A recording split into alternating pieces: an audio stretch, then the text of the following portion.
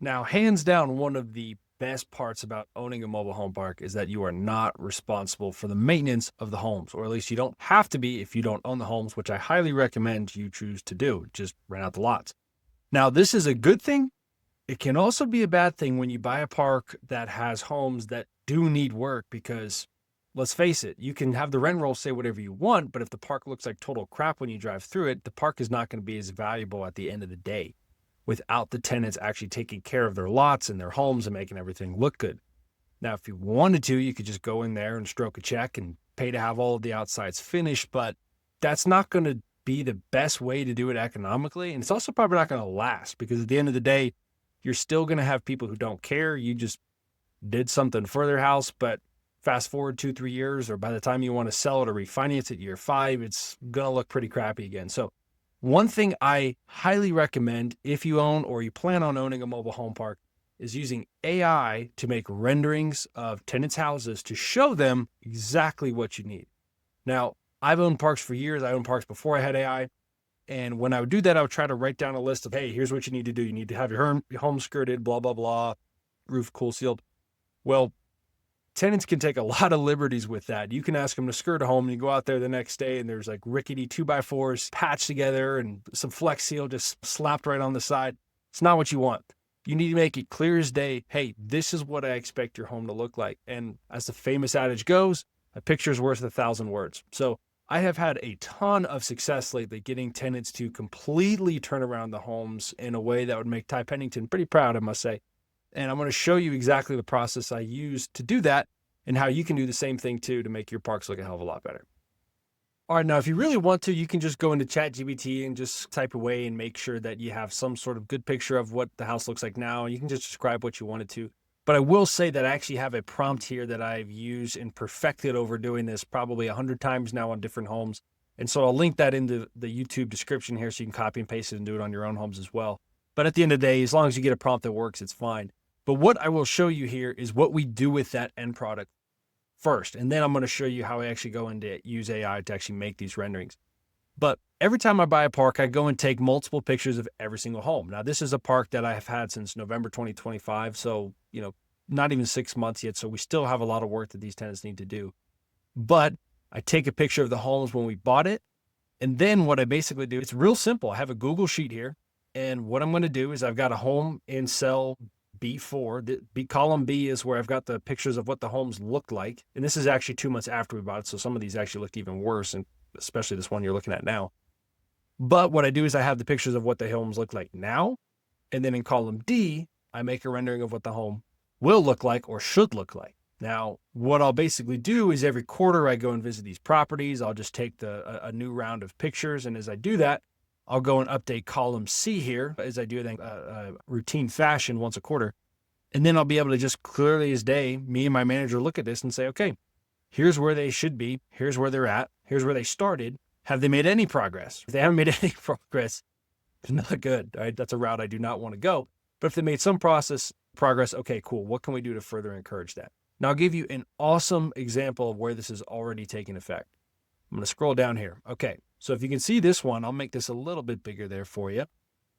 So this home here, lot 9, this is literally the rendering we sent them on column D here. And this was where this was in November. Looks like crap. And you can see they did an incredible job fixing this home up. And it looks like almost a spitting image of this home. Now you'll notice the tongue of the trailer is still there. I did ask them to remove that and they didn't. That's okay. At this point, I'm just trying to make sure everything looks good. It's really a financing thing. At the end of the day, this park is in a really nice city. It's 52 lots, so it may qualify for agency debt. So having those tongues off the trailer might seem like a nitpicky thing at the time, but it actually is important for financing. They're going to ask me how many of the homes have trailer tongues, and it does affect the loan we get. But you can see here, they did an incredible job. Now, the way we tackled this was basically the tenants bought the home. So this was a home that we owned. This was a park-owned home that when we bought in November, this is what we inherited. And we sold it. And we told the person buying it, like, hey, we expect that within 90 days of you closing and buying this property, we expect the home to look like this.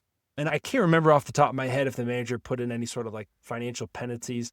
But I do know what one of the incentives they got was, hey, when you move in, you owe your lot rent deposit and your first month's rent. What we told them was, if you make the home look this good, we will waive 3 months of your rent. Now that's $375 times 3. So that's right under $1,000 if my math is right. They bought this home for us for, I think, $8,000. So if we look at getting the home sold, great. We already made our money there. We just baked in a little bit extra to make sure that we had some skin in the game from this people to be able to turn around and give them that money back through the form of discounted lot rent if they fix it up. And sure enough, they did an awesome job. So here's how you actually make the rendering. Now on my spreadsheet here, I saved a copy of the prompt that I used that got the best results in getting these images made. And really all you have to do, and I'll include that in the show notes here, so all you got to do is copy it from below. But basically you'll want to paste that into Gemini or ChatGPT or some other sort of AI. And you'll just want to change the direction. So right down here where I put the repair upgrades to apply, depending on the home, I'll want to change this based on what I actually want them to do. Next thing I do is I go and find the picture of the home that I want them to make a rendering of. Now, if you haven't done this, whenever you buy a park, you better make sure that you get a picture of the front and back of every mobile home there, whether it's yours or not. It's just a really good way to gauge the improvements you've made, just for your own sanity, to make sure it's getting better and better. If a park's getting worse and worse, that's obviously an early sign that something is about to go horribly wrong. But also when you go to a bank and they ask you like, hey, what have you really done to improve this place? Obviously you got the rents up and the expenses down. You can show them, hey, here's all the things we got to do at the houses. That does translate, right? Now to me as a numbers guy, doesn't translate that much. To somebody at a local bank or another type of mobile home park lender, they may be more familiar with flipping homes. And if, even though the outside of the home doesn't technically add value to the park, if they see a bunch of nicer homes, they're going to say, wow, this looks a lot better. So what I would do in a case like this is, let's say I pick this home right here, right? This is lot 10. So I'm going to save this picture. Once it's here, I'm going to put it on there. And just looking at the picture, I'm going to tell it what I really want. So yes, they do need to paint the exterior, add a paved driveway. I'm saying that because we are paving this park in the process. So I want them to see what it is going to look like, because that's my responsibility as a park owner, but it's going to make it look a lot better. Then I want to add shutters to windows. That's key, right? If you start putting these homes in there and you just paint it and you're like, I don't know why these don't look like that much better. It's because if you don't have shutters, these houses look naked. They just kind of look like shoe boxes people live in. So you don't want that. You want to add some shutters. And I would even add flower pots on the windows and a flower bed surrounding the exterior of the home. Now, I used to put landscaping around the home for whatever reason, and I always just put retention walls. I don't know. This AI is still wacky, but at the end of the day, it's going to get you 90% of where you need to be. And doing it this way is a trillion times better than just writing the tenant a letter or just saying, hey, the lease says you need to fix this, so go fix this. You can do that and you'll get the results you need. But at the end of the day, if you want happy tenants, and for me, I plan to own these properties the rest of my life every time I buy them. So I want happy tenants. I don't want to deal with problems the rest of my life. I want to make sure that they see the vision and they do it. But boom, just like that, it spit it out. So obviously there's some weird things here. It put 2 windows and it put a weird, actually that's pretty much it. It didn't really change the paint color a whole lot. And that's fine, right? You can see that there really isn't a whole lot done here. It's basically just making it look a little bit better. In this case, you might even say that this was just power washing, not even painting. But if I did want to do something different, I could just say, hey, change the color to something else. And I could maybe say there is 1 window on the front. And we'll see what it does. Now, you don't have to get so specific. I find that it's helpful to, right, to really take the time to do this. And what you'll find is that will translate into a much better product from your end person. So we can see here, again, it didn't listen to me about the windows, surprise, but we're at least on the right track. So sometimes it'll work great, sometimes it won't work, but I'll do another couple examples and I'll show you how it comes out. All right, now here's another home that I gave the same prompt, and there's a few nuanced things that I told it. Now, again, the only thing you really have to change on this particular prompt is the repairs and upgrades. So one thing I made sure to add was that, hey, you need to remove the tongue at the front. Tongue meaning this part where when they actually deliver the home, they just set it there. On old homes, they're going to be part of the same frame, so they'll actually have to physically cut it with either a torch or some sort of like angle iron. and then they'll have to put it underneath the home. Newer homes, they bolt off. So when the delivery guy gets there, they usually unbolt it for you. So it's really only a problem on new homes, but it is fixable when they leave. So if they do need to leave, they would have to pay to have it welded back on. But it's just one of those things. You either need to make sure that people cover it so you don't really see it, or get rid of it. But anyways, I digress. What I also told it was, hey, no blankets in the windows, right? If you haven't noticed it, when you drive through a park, sometimes you'll be like, can't quite put my finger on why it doesn't look that good. There's not a whole lot I can really put my finger on why. That's one of the big things. It just makes it look trashy. So again, here's the end result. Now, this is not, again, the Taj Mahal, but it does look better. We have some better paint. It looks, we're off to a much better start, right? So that's the whole idea with this process. Now, the next thing I'll show you is a home that does look nice and how we can make it look really nice. All right, now here's a brand new home. This home was installed a month after closing on the property, so it's pretty good, right? Right out of the gate. But if we're going to do something like a community-wide initiative to get everybody to make their places look better, we're still going to encourage them to do the same thing and offer the same sort of benefits. Otherwise, you're kind of punishing people for having a new home if they don't get a chance to improve their place.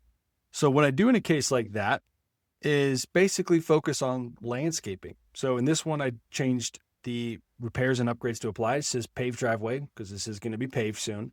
A new mailbox, make a flower bed surrounding the home, and add a flower pot at the base of every window. Now, I don't expect that every tenant I send this to is going to add a flower pot to their window. I just don't. But when I set the standard up here, if they may be somewhere around here, good enough. But if you just kind of send them a list with no picture and just say, do this, you're going to get down here. So you want to aim a little high so that you end somewhere pretty decent. Now, this is kind of this right here is an example of what the home looks like when it's done. So it looks awesome. And that's what I love about Gemini.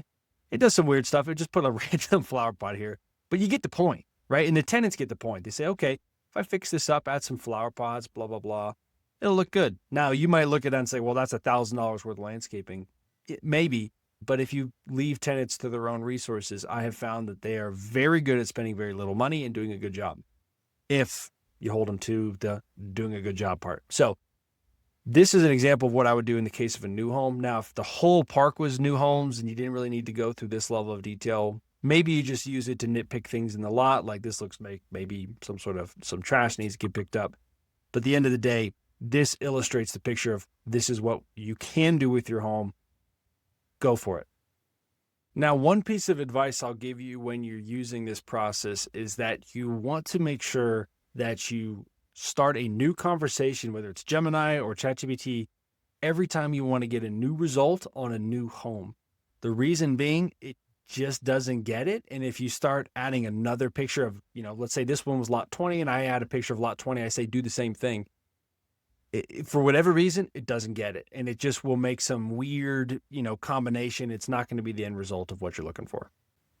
Now, the AI renderings make it really easy to communicate with the tenant exactly what you want their home to look like. But here are some of the best times to actually implement this, because just doing it on everybody all at once can be a headache. First off, if you just bought the property and you're going to do some sort of major CapEx, like in the case of the properties you saw there, we're getting ready to do a massive road remodel. That is one where we are going to, 2 months later, come around to all the tenants with flyers of their individual house, of what it looks like and what we expect them to get it to, and some sort of incentive for them to do that. Now, what I really have found successful is doing it in conjunction with a rent raise. So let's say you're going from 250 to 300 or something like that.